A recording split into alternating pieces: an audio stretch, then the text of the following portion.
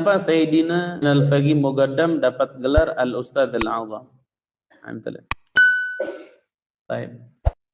Beliau itu dapat gelar Al-Ustadz. Ini sebenarnya gelar Ustadz itu, bapak-bapak itu gelar berat sebenarnya. Oh, kalau di kita dibalik, ajengan, kiai itu tinggi, kalau Ustadz itu rendah. Padahal yang sebenarnya kata Ustadz itu udah paling tinggi. Ustadz, nggak ada sebenarnya yang pantas di zaman sekarang kalau melihat definisi yang sebenarnya dipanggil Ustadz tuh nggak ada. Nggak ada sebenarnya. Makanya sekarang orang-orang di pesantren sekarang merubah manggil guru pakai abuya. Abuya itu sebenarnya nggak ada gayanya. Abuya itu jadi abuya gaya, dia masih muda jadi abuya. Enggak.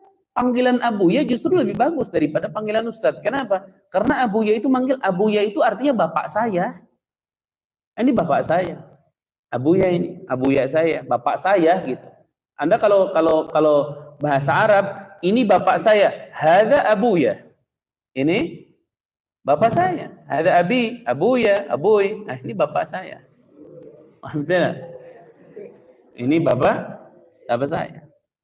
Jadi dipanggil Ustadz itu berat. Dipanggil Ustadz itu berat.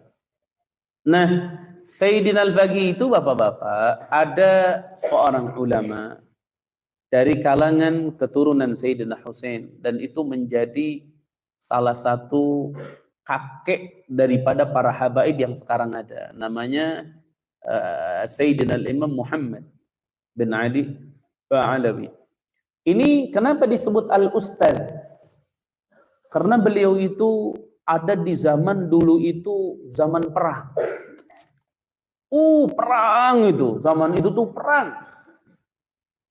Kalau udah perang itu ya Allah, udah depan mata perang. So, gobilah ini perang, pergi ke sana gobilah perang, ini gobilah perang. Ini kalau perang dulu sampai kapan? Akhirnya apa?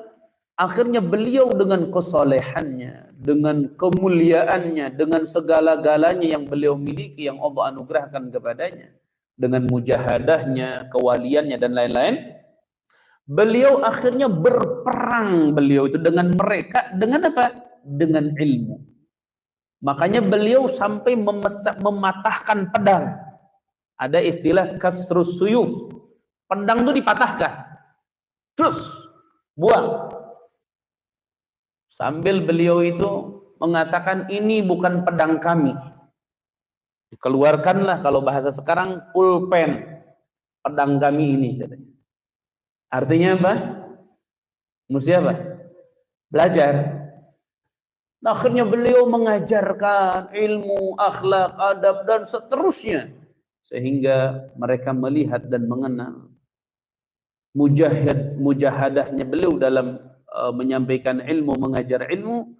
Dipanggil beliau Al-Ustadzul A'zam, seorang ustadz yang agung, mengajar ke sana ke sini, sana sini, sampai orang yang tadinya senang perang akhirnya senang ilmu gitu. Yang tadinya orang senang bunuh akhirnya senang apa? Senang nyatet, senang bikin ini, bikin kitab, sampai akhirnya Hadramut menjadi provinsi yang paling terkenal dengan ibadahnya karena perjuangan Sayyidina Al-Faqih Al-Muqaddam.